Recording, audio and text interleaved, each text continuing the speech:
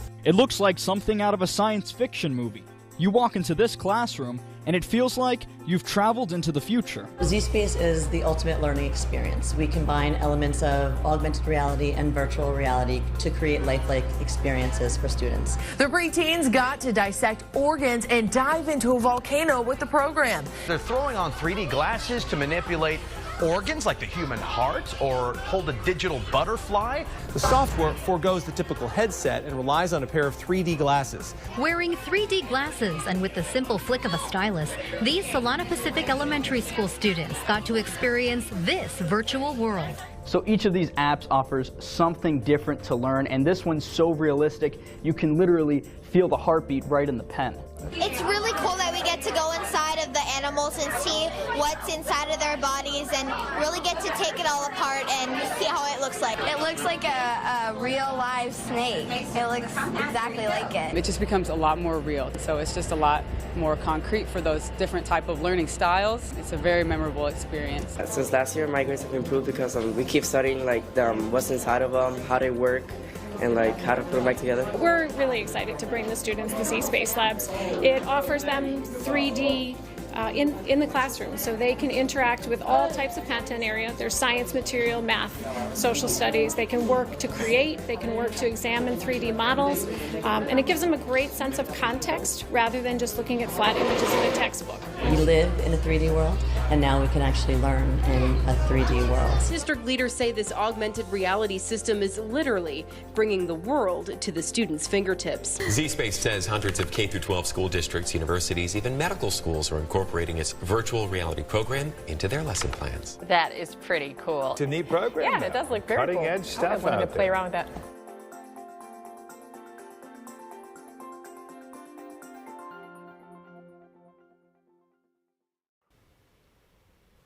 Thank you, everyone, for joining Did You Know, the ESCO HVAC show.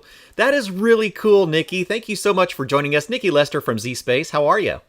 Great. Great to be here. Thank you. So we're all aware that the world is changing, technology is changing, and the ways that we consume information are definitely taking some learning curves. And for many of us that are fairly new to education or have been in education and haven't adapted to new technologies, there are a lot of things that can be very intimidating when we start talking about technology in general. I mean, many of us, I take for myself, when I came out of the field to go teach again, I had to relearn things like PowerPoints, and I had to learn so many spreadsheets. And then now it's like, okay, you got to put on a set of Oculus goggles. And I go, a pair of who for what? And so there's all of these different technologies that have changed. And a lot of people don't understand the differences between augmented reality and virtual reality and how these are really playing into the educational role. They're not new to the industry at all. They're just fairly new for us. And that's what we're going to do. We're going to break some of these misperceptions of what technology can do in our classrooms. So yeah, thanks so much for joining us, Nikki. Awesome. All right, so let me bring this up. I'll put us over here on the side so we can really focus in on the content. So tell us a little bit more about zSpace and what the concept does and how it plays into the educational environment. Sure. Well, we're zSpace, so zSpace.com is our website, and we offer what you see in front of you, a platform of augmented and virtual reality, right? And it's kind of a blend of both, which is hence where you get the zSpace, so kind of from the X and Y axis, that intermediary zSpace, which was always the stuff that was more intangible and things that we couldn't touch or really actually prove. We now have a platform where students or users can sit in front of that and engage with this platform where things will literally, like you see in the picture, come out at them. And one of the things that I'd like to mention, if you saw the clip before where they were talking about on the news where the students had on glasses and they were able to put on glasses and then see this magic happen. Well, what you see in front of you, that was our first platform or our earlier platform. Right. And right now we have what's called Inspire, and that is a laptop version. And what's happening with that is we've actually removed the glasses as well. And now it transitions into our zSpace environment when you launch an application, and by the magic of the cameras that are up on the top of that screen, it helps transition. And by looking at your eyeballs and seeing that driver sitting in front of the computer with our stylus, it then transitions into this space for this 3D imagery. And what we find from this is a really experiential learning for students, whereas a textbook was flat or we have lecture capabilities, this now becomes to life. Okay. And so part of where we go is here you can see some of our technology landscape. And what people are really probably most familiar with is that HMD or virtual reality. Yeah, exactly. Hopefully people have gotten a chance to at least experience. It is a great way to be able to swim with sharks, do some different things. It's limited into its capacity just because of size, but there is a great exploration. I'm a prior diesel mechanic before my before my teaching days. And so in here, there's a great auto collision type of program. You get down on your hands and knees and you're actually feeling as though by putting on this piece of equipment that you're actually taken into a place where everything surrounds you. Okay, so lots of dimension. Virtual reality. Yes. Okay, and that's what I think a lot of us are more familiar with. I learned from my son who had brought out a game using an Oculus and brought into that realm. I thought, oh wow, this is really intriguing. But it's really kind of progressed even much further than that, hasn't it? It has, and it's blended and doing lots of different things. Okay. On the next space, we have augmented reality. Yeah. And a lot of people, even if you've thought that you've never touched any of these types of landscapes, a lot of people we're finding don't really know that they are. A lot of cell phone capabilities, such as IKEA. If you're shopping, for instance, you now can take a picture of a piece of furniture. And if you have a picture of your home, there's a way that it interprets this and now puts that piece of furniture in your home. That now is augmented reality. You're taking things into your space and putting them there. And so, again, just a different platform of reality. Okay, so we're utilizing a visual that we're already comfortable with and adding a new layer of visual on top of that. Okay, so that was kind of the piece that I was missing from it. I was first introduced to this at our own conference this year, and I had no idea how intriguing this was. You couldn't even get to the booth. I mean, there were so many people that were curious of what was going on, and from a distance, you're like, man, what? I really want to see what's going on, but couldn't quite get there. So I'm very anxious to be able to witness some of this myself, because it's used in a lot of educational platforms, especially in that K through 12, hasn't it? Yeah, we've been around in the space of education for about 10 or 11 years now. Okay. We started more on the K-8, K-12 STEM science side of things, and have now expanded into universities, technical schools, medical schools, because we also have a range of career and technical education applications as well. But going back to this slide, what zSpace does well is it's taking kind of a blend and mentioning that X and Y axis. The zSpace is taking a mixed reality and putting some of both of those worlds into that computer space for you. Okay. So versus having to put on a headset or, do any different things like that, you have one computer you can sit in front of, and then those images come out at you. Also, by having the capability of removing another peripheral that, again, sometimes where we have motion sickness, we don't really have a lot of that reported back to us, because here you're still engaged. And in an educational classroom, for instance, it doesn't breed disruption, because as soon as I look away from my magic of what's happening on my zSpace, I can be re-engaged with that instructor at the front of the room. Here in other aspects, platform. I have different technology pieces that I might have to remove from, my area to be able then to re-engage and have that direct connection back with the instructor. Okay, that really adds a significant layer, because one of the complaints that I have heard with augmented reality is, over a period of time, if that's the only thing you're seeing, there's almost like a mental separation, because it's like if we think about like a computer, it's all inputs and outputs. Think like a control board for a furnace, air conditioner, heat, whatever. It's inputs and outputs. And like with just augmented alone, it's an input, but you don't have an output. You're not actually relating it to something that you've already perceived. Whereas when you blend the two, you're just putting a layer on top of something that you're already familiar with. And that is a very intriguing perspective on this whole multi-dimensional atmosphere that is, growing around us. Right. Yeah, very cool. So there are a few characteristics here, and I won't read all of these to you, but it kind of breaks it down a little bit further, especially on an educational level. Here, again, fully immersive. that can do different things on an educational side, good, bad, and different. You know, again, different technology spaces. Yeah. And I will always say, as a prior educator, if we can scaffold any type of learning, there's not one tool that is the best fit for all. We know this. There are different learning styles, different people. So there are different tools that can do different things. And, you know, money is always a factor. I get that. But the more that you can give different pieces, different options to be able to have different experiences, that's an important tool. So again, unique experience here for each learner, whereas we're more of a collaborative piece, but that could be something very important if you're going through and wanting those particular aspects. If you go on to the next slide, here again, augmented reality. And I just find it really funny. Snapchat is one of those augmented realities. And I know you saw that icon. Yeah. But Snapchat, a lot of my older generations feel as though they've never touched any of this, but yet a lot of them have cell phones. And yet they've put on the little character, you know, noses and ears. Yeah. That is your augmented reality, right? You're placing real world, you're in your real world, but you're placing the content in with you. Yeah, that's like one of the big struggles we have when we start talking about new technologies. You know, so many people go, I'm not ready to switch that new technology. And we go, do you realize you play with it every day and you just don't know it? You know, technology is in our world. There's not a person that I know can say that they don't have a smartphone of some form or another that use it for something other than a telephone, right? That is true. That started out as a telephone that is now a multi-purpose tool. And these are just tools that we're using to connect with our audience, connect with our students particularly.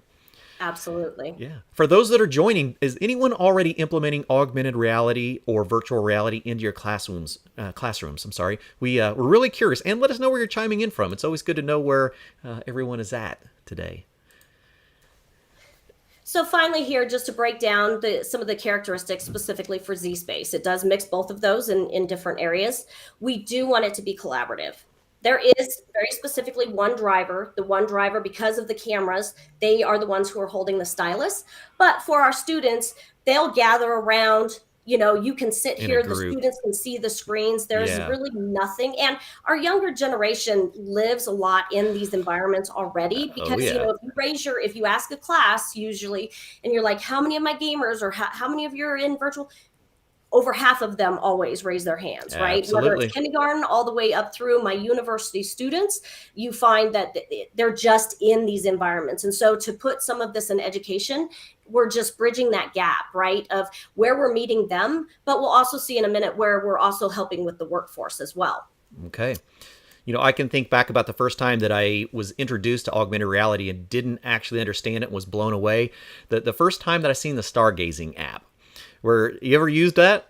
Yes. Yeah, at nighttime, and you're looking at the sky, and your phone is putting all of these, you know, astrological projections on your screen. You go, wow, that's a pretty amazing thing. And then think about, well, you know, that was 7 or 8 years ago. So I can only fathom how much that has adapted as we've moved along.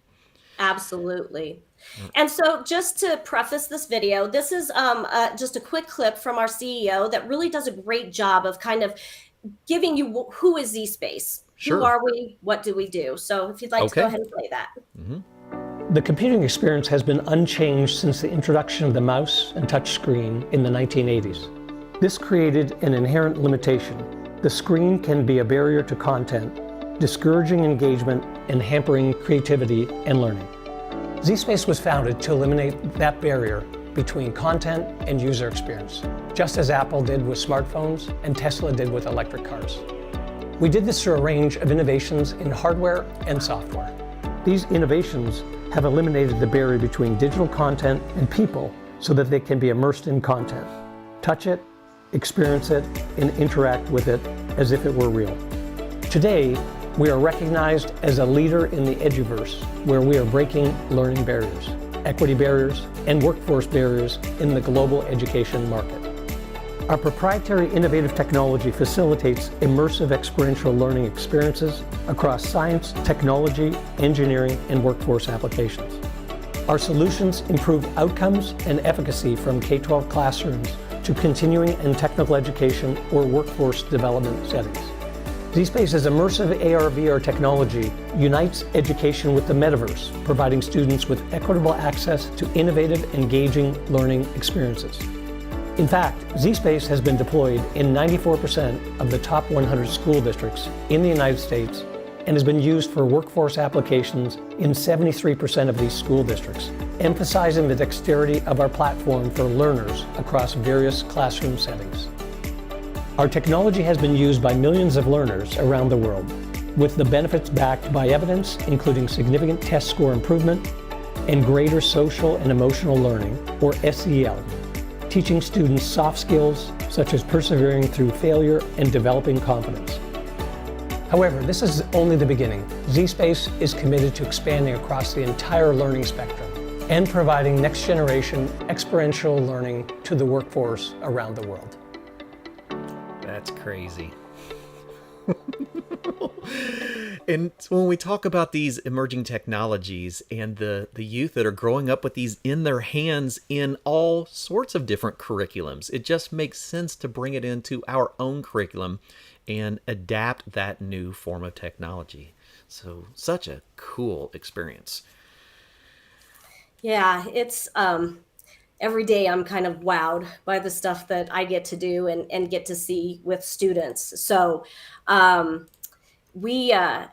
I actually was integrating zSpace as I left my district. I spent 16 years, 8 of which I was a teacher and in the classroom at the high school. And then the other 8, I was the career and tech ed director for District 49 right in Falcon, Colorado. Oh, sure. And so here, this has a little clip behind it, but really, I'm not sure if you can show it, but yeah, I've got a little video to go. Awesome. Okay. So going back to me kind of being an educator, right? People ask, well, why zSpace? Yeah. Well, there's some definite reasons on the workforce side, but for education, right? Yep. I used to have 12 schools. We're about 30,000 strong school district. And with those 12 schools, I had multiple pathways at each school. And when you're trying to do all of these things with students and give them some of these real practical types of experiences, danger can really be an issue, right? Sure. So, electrical and high voltages. Yeah, Yeah. absolutely. Yeah. How do we teach how to work on a compressor, especially these inverters that run in 300 plus volts DC? I'm not sure that I want to introduce that into a first year, in high school as a junior, these pieces of technology. But if I can introduce a technology in a safe and harmless way, that changes everything. Right. So we work with, and right here you see a term called DICE, right? Yes. And this experience on demand, we work with a professor, Jeremy Bailenson, up at Stanford, and he's the renowned VR specialist. And, educators need data. So we're constantly trying to find data because it is newer technologies, right? You need to know what's happening to students, about students, why students, for students, all of those things, right? Even in the longevity. So anytime we can partner with people for, the research components, all of those things to help drive the data behind that, again, that helps the full circle with the education process. Yeah. But what he helped us coin was a term called DICE. And what we do in our space, in our zSpace on our Inspire platform, is we can help do things to remove the danger.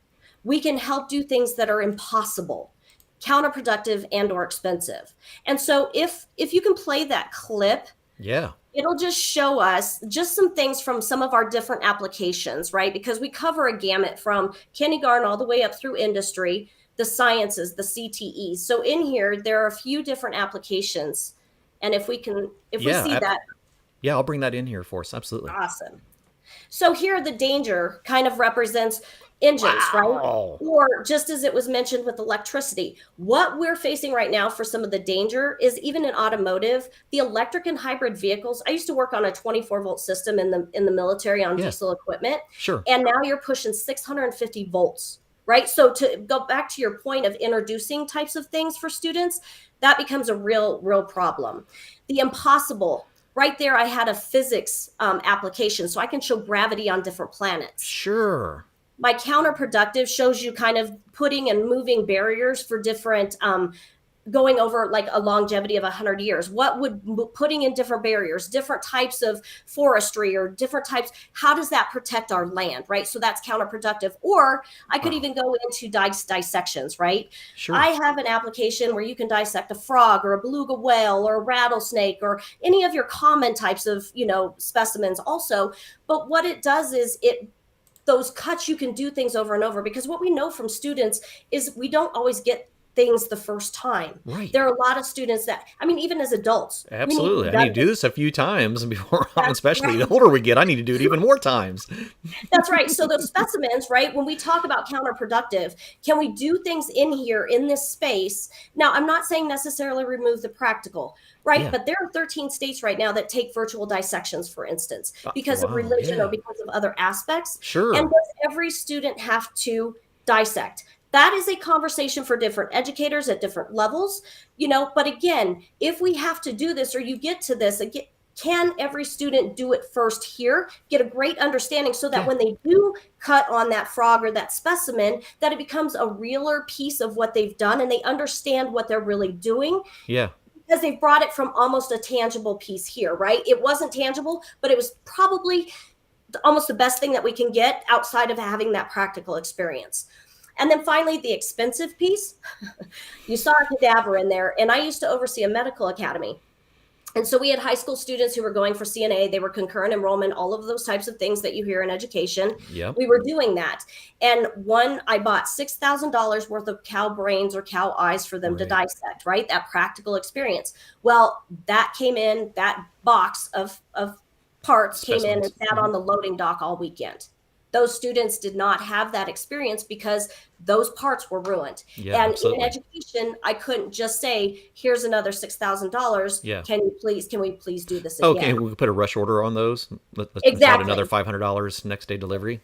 Exactly. It's just not a possibility. So No. in here, I can guarantee with my space that the student will have the same experience every day, day in, day out, the next student over, as long as there's a computer, because it will let them do, and they can push a button just to reset if they make a mistake. Oh, Again, as human beings, we don't get enough capabilities today to be able to make mistakes, to learn from them. Just to, take a simple task like connecting a condenser fan motor. I would love the opportunity to be able to have a student do this a few times and let the smoke out digitally without actually having to burn some motors up in the classroom. I can only just fathom the amount of opportunities that arise from. Wow. All right. And I want to say thank you for everyone that's joining us. Thomas Tebby, we appreciate you joining. Luciano from Brazil, thank you so much for joining us internationally. Anthony in Charleston, South Carolina. Renee Tomlinson, thank you so much for hanging out with us, Renee. Just great opportunities to look at technology from a different perspective and put it in a tool. Think about when we were in the field. If we were technicians before we became educators, how many tools did we work with on a daily basis? Right? When we get in the classroom, it's about making sure that we have the proper tools for managing our new scenario. So, man, you really got me interested in this now. It's opening up some. Cool, right? Oh yeah, it is opening up a whole different level of thought process that I haven't quite been to yet. Well, and we can talk all day long about why it's great for education, but on the flip side, we know that those young educators will eventually hit the workforce, Yes. right? So there's lots of different goals that we all have in getting them prepared to do that. So in some of, again, the research, some of the studies of what it's showing is using some of these trainers, they're learning 4 times faster, right, than regular traditional classroom methods. So Especially- even in industry, you're seeing this as a training method that now is becoming on site for all age users because they know it's capable. You don't have to, I just ran into a woman at the HVAC conference who she has all of her parts, all of her pieces, all of her training components that she literally has to take from place to place. Like if they want to train them correctly, they need a boiler, so they need a room. if they could upload and put things like this in this space to be able to use as a trainer, now you have a tool of a computer that you have to basically lug around or ship around versus having a training facility. Thousands right? of pounds of material being traveled and hauled around the country. Oh yeah, that's one of the reasons many of our manufacturers do not have mobile training facilities, is because of the cost of transportation. It's a lot of weight to bring, like a boiler. Say if we want to do a boiler class, how are you going to bring a boiler to a classroom to teach on? And then you're going to have all of the utilities connect to it. So it's a very expensive task to have mobile training facilities until now. Bassam, thank you for joining us. Let us know where you're joining us from too. Thanks everyone for being here with us today. Yeah, wow, I like this a lot. So we talk about, again, there's some of the studies that show why, right? But where we're seeing some of the uses of virtual and augmented reality are in some of these areas within the workforce, right? So again, that full circle piece of education to workforce, we know that it's being used in medical. During the pandemic, there was a young man, we were working with Renton College out of Washington, and there was a professor, they were doing automotive, and there was a young man up in there who was in the program, and they literally got our laptops, and during the pandemic, the students came by, they picked them up, and they just went on, right? This was during the closure period. So they went home, and, the student reported back like, oh my gosh, this was how I learned in the military. And I was like, Professor, please go find out what's going on. I've not been in the military since 95. So, please explain. Yeah, fill in a little bit here. Yeah, this young gentleman, based through the professor, he basically said that he had been special forces, and his training environment in CONUS, which means in United States, right? When he was here, United States. His entire training was done in these types of realities, right? I've heard a lot of that. Yeah, he was a weapons specialist. Now, again, good, bad, or indifferent of how you feel about that. He's protecting our country, serving our country. But in CONUS, he never touched anything tangibly. He worked in these environments, in the augmented virtual reality environments, right behind our space, in different modalities. And he would work and learn those weapons and weapon systems. When he deployed, he then encountered those weapons and weapon systems, right? Yeah, physically. In reality. Yeah. And after I assume because of special forces, he had to have been in at least 6 years. And I think he was about 28 now at the time, because I still call him a kid, but he's in a program now. He's in a program now after serving the military, and he's still alive. Right. And being a weapons specialist and being in those types of environments, if you're not if that doesn't make a connection, just think of the special forces and what he was doing is equivalent to a Navy SEAL, right? Some of those covert operations, going into different places, securely, covertly, and all of that, and getting out and being successful at his missions and saving people or saving assets, or, maybe taking out assets. I don't know the full capacity. He couldn't talk about those things. But my biggest point is if this is how we're training people for our workforce, in the military and in some of these other components, this is something that the students are going to see again, right? So I was a big proponent in when I was a career and tech ed director. Don't give me your antiquated equipment. Give me what is being used now, because you want me to have the students with the best skills available. And by the way, your students coming out the door a lot of times people don't realize the workforce outside of age requirements, your students have time. Right. So my IT kids, my skilled trades kids, if you hook them and you get them excited, they will learn everything. And then they are that much more capable of being your sponge, because when we become adults and we try to change careers or try to go do better for ourselves, we have lots of life stuff. Right. So it's just a different capacity where, again, full circle. Give them the tools, try to bridge the gap. This is where they're living anyway in their gaming. And if you really want to hook them and engage them in their world, again, I'm not saying that, education in the way it's been done is not necessarily wrong, but we just have to change and adapt. And we definitely see a different generation because they have different tools, and we have to find different ways to make those tools accessible and utilizable and equatable for all of them to be able to make that full circle for when they do get into the workforce. One of the comments that just came in, and it is an interesting question, and I wonder if there's even enough time for evaluation. Has there been any studies on the retention of content of VR in comparison to, say, traditional learning methodologies? I don't, there are some studies out there. What we do know is because it is an engagement and experiential type of learning, we do know that it hooks into that deeper understanding and that recall capability. Yeah, exactly. We have students who talk to their teachers, and we get feedback all the time. I saw that engine in the middle of the night and I could recall. So because visually they can recall almost right in front of them. I want to see it myself right now. After seeing it, I'm going, if I was going, think about how much time people are on their phones in the evenings, right? That we look at some of our Gen Zers, whether they will admit it or not, many of them 6 to 10 hours a day are on some type of digital technology. Why not give them that opportunity? I want to see the inside of that engine again. If I had that to be able to do in the evening instead of scrolling through nonsense, by golly, you might have something to really keep you entertained. Educational entertainment. I don't have the studies in front of me, unfortunately, but there are some. I will always say that the studies are always behind the curve, only because technology moves so quickly. Oh, yeah. They are doing a good job of trying to keep up with that. And again, going back to the workforce, it's working obviously because there's a lot of different workforce components that have already integrated, right? Right. We talk about the design side. They're doing prototyping. They're doing a lot of things in these worlds already.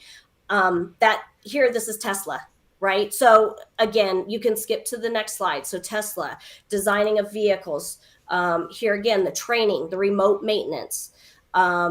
We went through a pandemic. So what can be done socially distanced, right? But lots of different things for these different types of spaces. But it's bringing that reality, and that it doesn't. There are some things that you can remove the practical pieces from. Just like I said, this young gentleman, he'd never touched anything. Eventually he did, right? And there are some that you do need, again, to scaffold. You start here, you integrate, you're doing with and you do touch, because being a diesel mechanic, I feel as though, it's a really unfair statement to say, like, there's some really heavy components in diesel equipment. I needed to know that as a female. Right. I also needed to know, like, busting my knuckles, what that felt like. Yeah. Now, only comes with experience. Right. Well, we can transition to say that, some of those skilled trades are not always necessarily going to be dirty like we used to think, though, either, because with the usage of these technologies, right now you've got troubleshooting for some of the networking probably that's happening over Tesla, right? Where some of your auto technicians may never physically touch a car. They may just push stuff out over the web. They may diagnostically, maybe the technical support side of things. Technical support troubleshooting. Sure. Absolutely. Yeah. So just different ways to think about our processes of what's happening. If you go to the next slide. Here again, just going back, augmented reality technology for military dogs, right? Again, you're seeing lots of different types of things happen within these spaces. Another one right now that's really big and hot is AI. Bridging all of these types of and research, lots of studies, but the technology is just quickly moving and expanding into lots of different areas.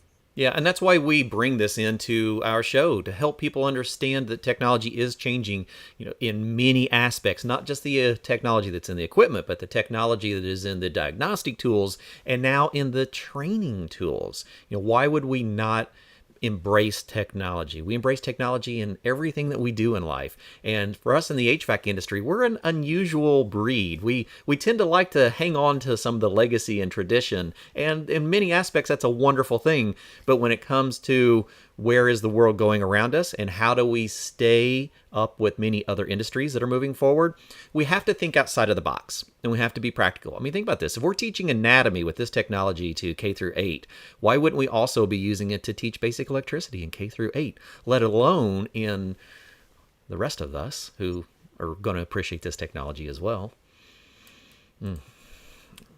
All right. Let me upload. Oh, yeah. Let me grab this one real quick. So this is an instructor at Pickens Technical College here in Aurora, Colorado. And our HVAC applications are relatively newer on our space. Sure. But he was one of the first ones at the college level to integrate. And this is just a few comments from him from what we've gathered. zSpace is going to help them have an understanding of what they're doing and why we do it. This is an old filter dryer that we had, and it's been in the program for years and years. zSpace has taken it and opened it up and shown me how it works. They get to see the vapor coming in, picking up the moisture and coming out.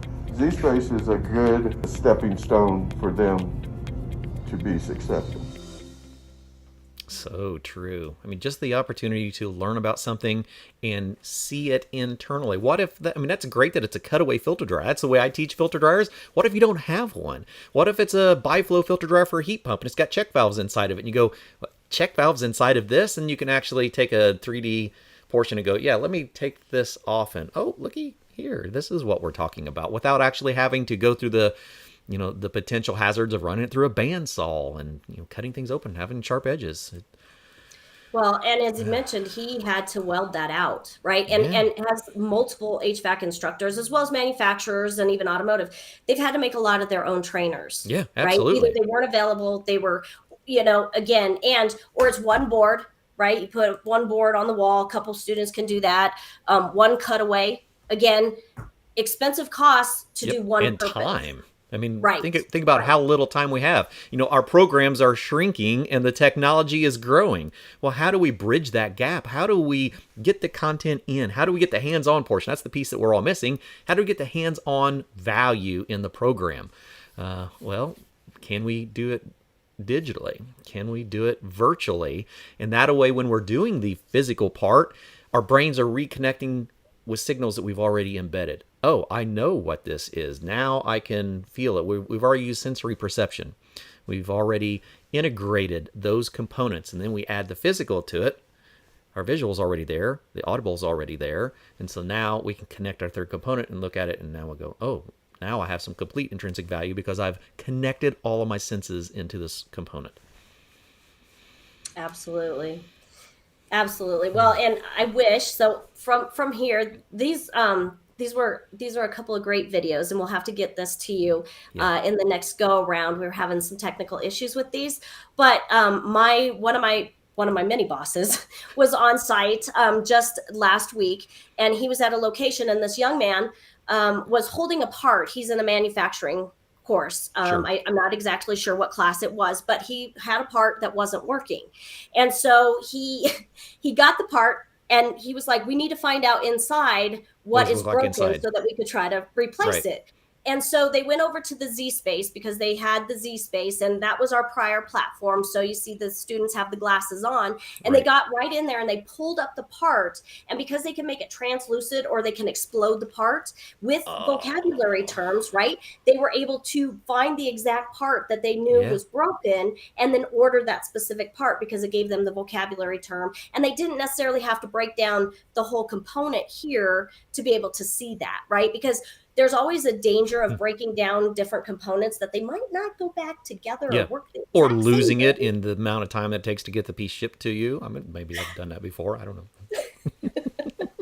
That's right. So I wish, and if you have the opportunity to come back or to watch this feed later on, because again, I can talk to you all day about what this does and what it looks like, but from a teacher's perspective or from a student's perspective, it's really meaningful, and it's really an eye opener when you see students get excited, or when you hook them and they take something like this and they're like, hey, I've got a problem. Well, let's take a look because we can go solve that problem. And they take their own initiative, and then they go out and they solve that problem. So as educators, that is really what we want, right? We want them to hook, to do some of their own wanting to learn, to continue to want to learn, to go down those paths. So that's a great way that zSpace helps to do a lot of that. Yeah, and I'll integrate those videos into the final edited piece. A great opportunity to stop and ask, does anyone have any questions at this point? Because that's a lot to consume if this is your first introduction into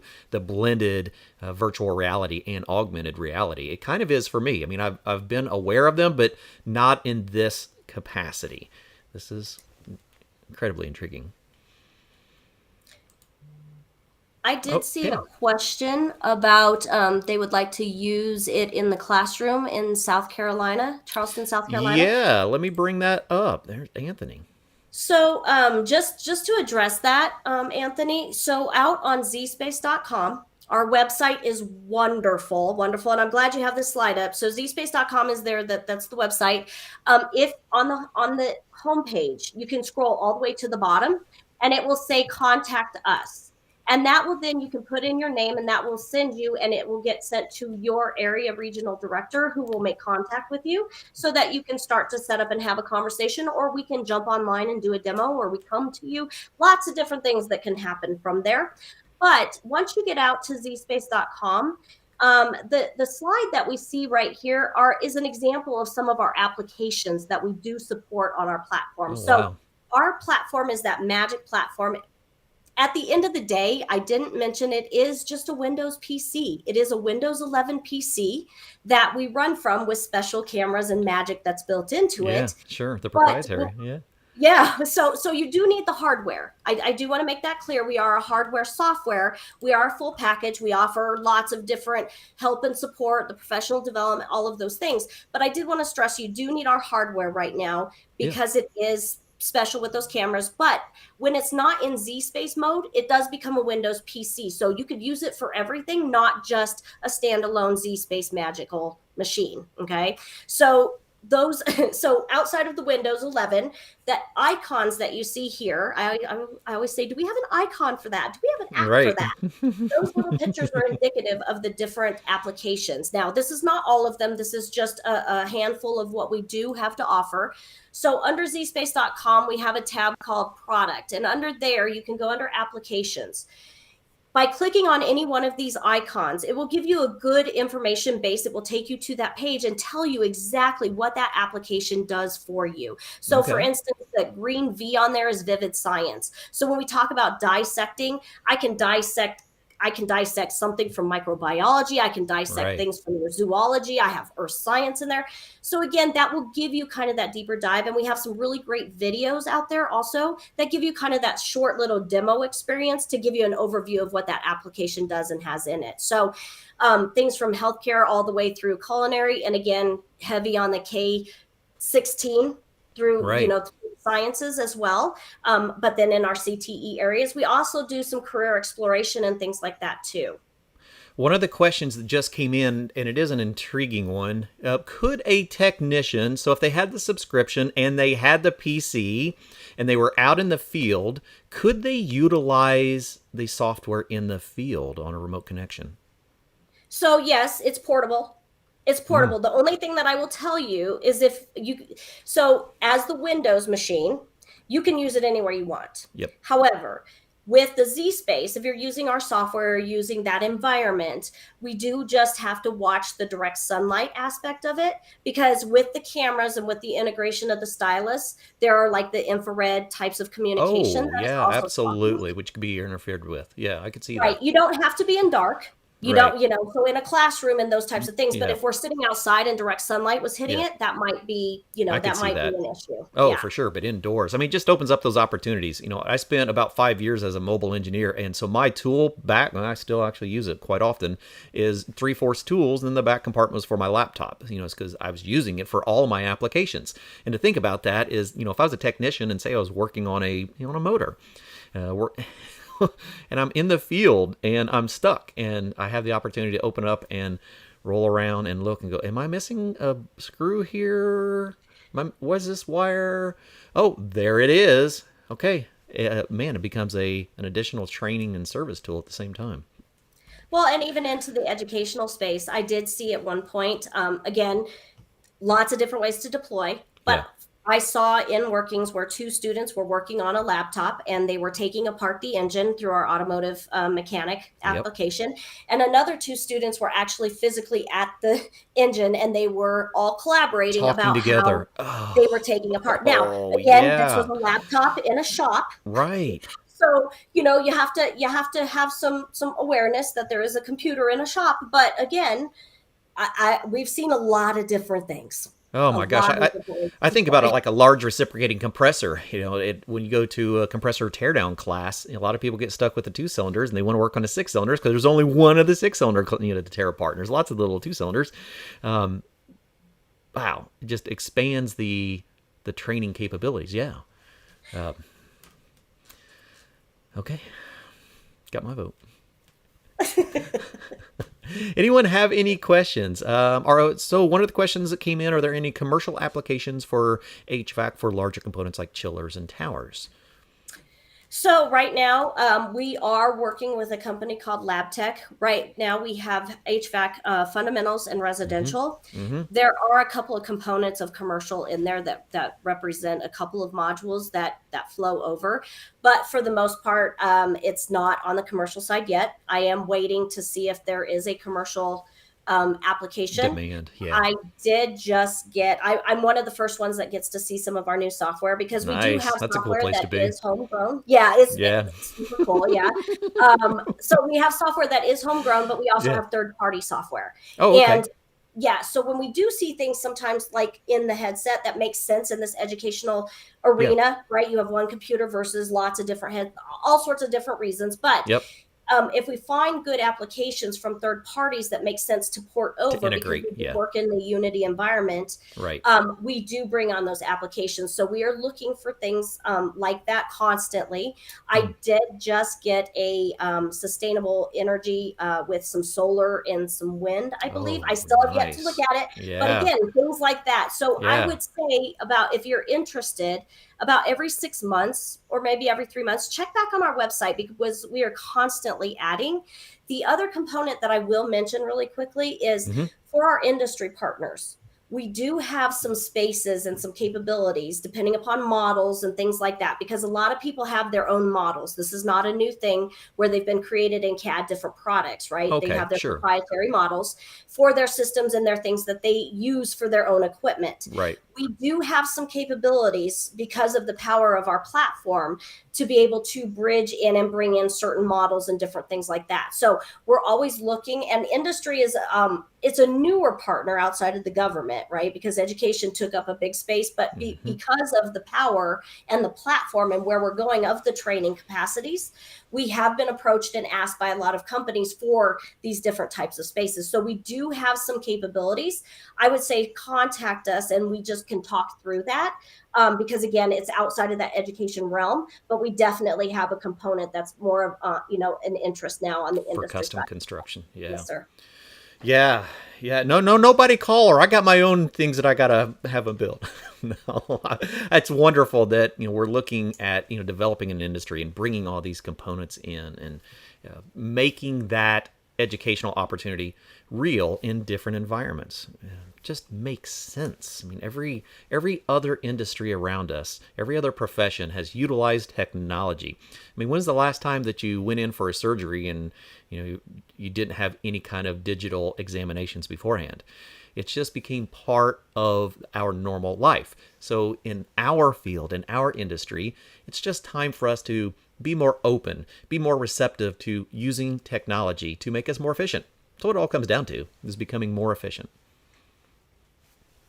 Man, absolutely. Wonderful stuff. Anyone have any questions out there? It's a good opportunity to re-rope. I know a lot of brains are going, oh my gosh, I got to rethink about this a little bit. Well, what about contact info? What is the best way? I've got the website. Let me bring that up. I do have QR code for zSpace. If anyone wants to go directly to the zSpace website, just grab a photo of that with your smartphone or grab a screenshot and just zoom into it and you can actually go straight to it from there. This will also hang out in the chat for anyone that's interested. All right. Wow. A lot going on. What about demonstrations? Where are opportunities for people to see some more demos or videos of the products? So we do a lot of the conferences, the educational conferences. We do sponsor and go in as vendors so that educators do get to see, our equipment, our platform. If someone contacts us, through like that contact form that we just talked about under zSpace.com. You can go all the way down to contact and just put in some information. Someone will get in touch with you.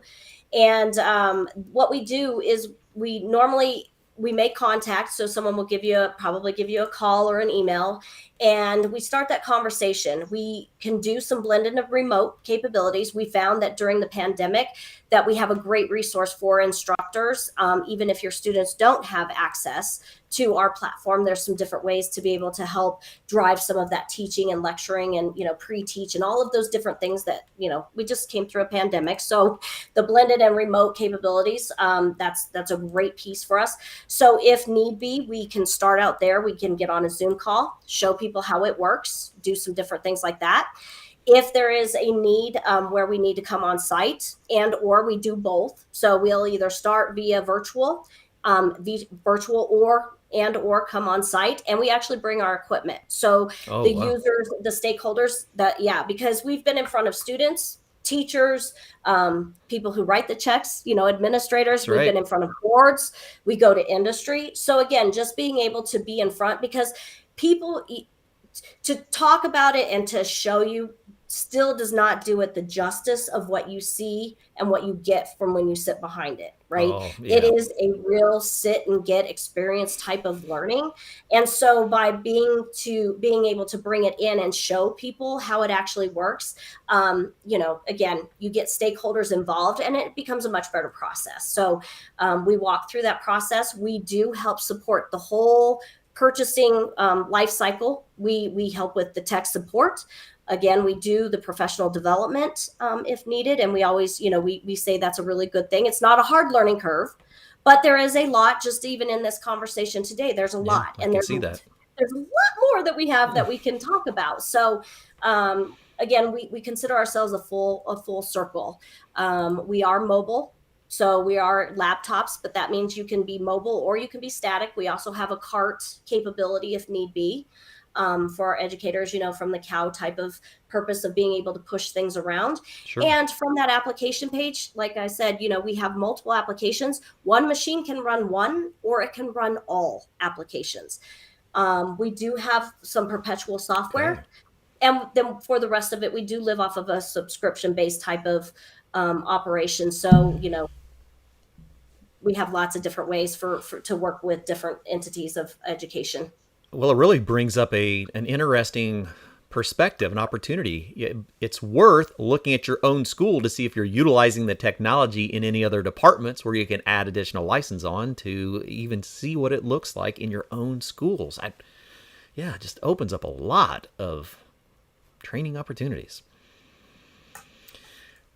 Okay, well, man, I definitely had to go back myself and relook at some and look for the next opportunity to experience it myself. I know we had one here in Indianapolis that was going on, and I missed that opportunity. So I will keep an eye out myself for the next time. And Nikki, I do know that we're going to be at ISTE. Okay. So that's a big conference for educators. So just putting that out there. Any of your ACTEs by state or national, we usually try to attend most of the states and have some representation on the ACTE side as well. So FETC, any of the, like I said, major national conferences. I go to the HVAC conference now. This is my second year. Awesome. I just got finished, and we've already planned to attend for our third year next year. So that's been a great hit. Great conference, I have to say. We had a lot of fun for sure. So. Yeah, like I said, I came by multiple times. I just couldn't get up to the booth. So that's a good problem to have. It can be. But we have a website, so contact us, please. I will. Well, Nikki Lester, thank you so much for joining us. We're grateful for zScape and introducing us into a new level of training for our industry. And we look forward to seeing you soon. Thank you so much. And everyone else, we will see you next week on Did You Know, the ESCO HVAC show. Make sure to go check out the podcast too. I'll actually this is a really good conversation, so I'll probably download this one and turn it into an additional podcast as well. So go check out Did You Know, the ESCO HVAC podcast on any of your favorite podcast networks. And we will see you again next week. Bye, everybody.